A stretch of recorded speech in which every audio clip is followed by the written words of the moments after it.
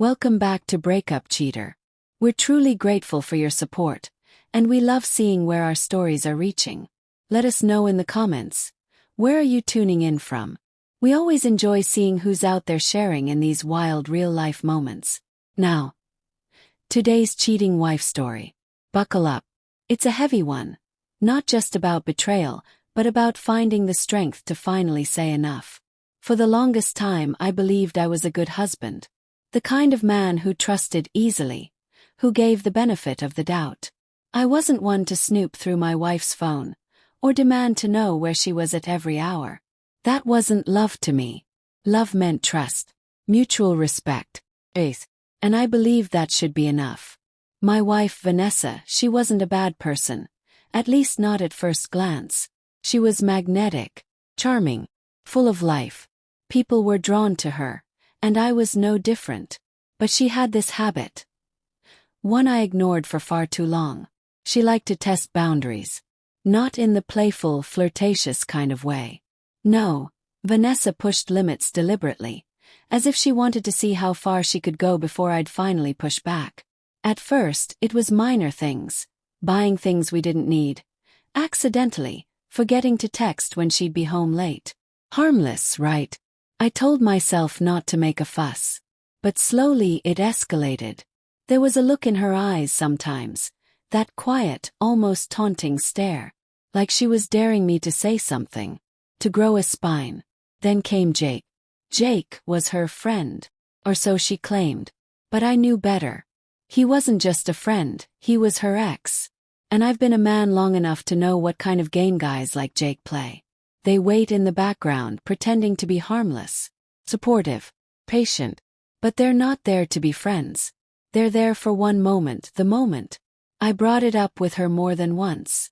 I don't trust him, I said. And every time she rolled her eyes. You're overreacting, she'd reply. Jake's like a brother to me. Brother. But I wanted to believe her. So I let it go. Again. And again. And again. But trust, real trust, has its limits. One evening we were just sitting on the couch, TV humming in the background. She was on her phone, scrolling, chatting casually about her day. And then, out of nowhere, she dropped it. Some of my old friends are planning a weekend trip. Beach house in the Bahamas. Just a little getaway to catch up, relax. He nodded. Harmless enough. Then she added, "Oh, and Jake's going too." She said it too casually, too deliberately. There was a pause, just a beat too long, like she was waiting, watching for my reaction. She wanted me to object. But I didn't give her the satisfaction. I didn't get angry. I didn't argue. I just looked her in the eye and said one thing, calm and clear. If you go, don't bother coming back. She blinked, laughed. God, Richard, you're so dramatic, she smirked. Jake is just a friend. You really need to stop being so insecure. But I wasn't bluffing this time. She thought I was. She always did. That morning, she packed her suitcase like nothing had changed. Humming, texting, glancing at me, expecting me to plead or argue. I didn't. I just watched. When she finished packing, she leaned down and kissed my cheek like she always did before a trip. Love you, she said with the same dismissive tone. And just like that she walked out the door. What she didn't know was that while she was gone, I was getting to work. First step, the locks. I'd already booked a locksmith the day before.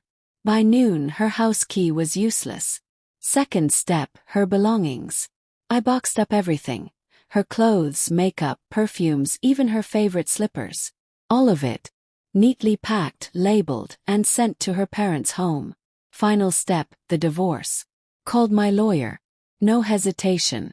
No more second chances. I told him. Make it official. By the time night fell, the house felt lighter, peaceful. Like the weight of years of suspicion, of biting my tongue, had finally lifted. For the first time in a long time I slept easy. Then, 4 days later, earlier than expected, she came back. My phone buzzed. Front door security camera alert. I opened the feed, and there she was. Standing on the porch, bags at her feet. She looked calm. Like she was about to stroll right in and make coffee. She tried the handle. It didn't budge. Again. Nothing. Then I watched her expression change. Confusion. Panic. Her phone came out and seconds later mine started ringing. Answered. "The door won't open," she said, already nervous. "You don't live here anymore," I replied. Silence. "Your things are at your parents' house. You'll get divorce papers soon." More silence. Then desperation kicked in. "Richard, wait. Please let me explain." Hung up. More calls. Then text. "Richard, please. Talk to me." Messed up. It's not what it looks like. I wasn't angry. Not anymore. I didn't even feel sad. I just felt done. Then came the voice message. Her voice was trembling. Teared. "Richard, you were right about Jake. I should have listened. I didn't know this would happen. I drank too much and when I woke up, something happened. He recorded it. He's blackmailing me. Please. I didn't know what to do. I need you." I listened in silence. She wasn't just sorry. She was terrified. She had gambled everything. Our marriage, her home, her security, for a man who didn't give a damn about her. And now that man had betrayed her. Once I might have felt something. Pity. Anger. Maybe even a flicker of hope. But not this time. I typed out one final message. "Enjoy your life, Vanessa. You made your choice. Now live with it." Then I blocked her. And that was the end. No checking in. No asking mutual friends how she was doing. I was done playing the fool. Done being tested.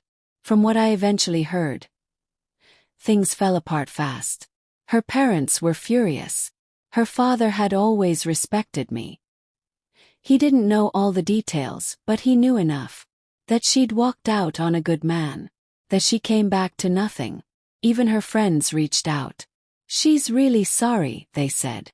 "It was just one mistake. You should talk to her." But they weren't the ones who lived with her choices. It was. And Jake. The one she'd risked it all for. He vanished. The second she mentioned that video, he ghosted her. So now she's alone. Humiliated. And full of regret. And me. Moved on. No more sleepless nights. No more wondering. No more questioning my worth. Because sometimes the most powerful thing you can do is walk away and never look back.